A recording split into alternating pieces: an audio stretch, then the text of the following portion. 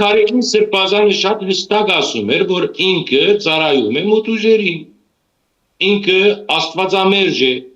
ինքը Քրիստոսին չի հավատում։ Օրինակի համար պատմում է մի օր, որ իր գոշիկն է հանել ցույց տվել եպիսկոպոսների ներկայության բանի մեջ իջմիածնի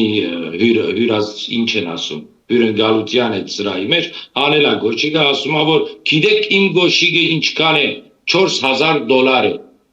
եղբայր դու ինչ գործ ունեն մարդիկ քո գոշիկի դու ինչ իրավունքով $4000 գոշիկ ես հագվում եւ որ Հայաստանի մեջ մենք զոհված զինվորների երեխաները հաճ չկա ուտեն այսինքն այսպիսի բաներ են ընդհանրապես այսինքն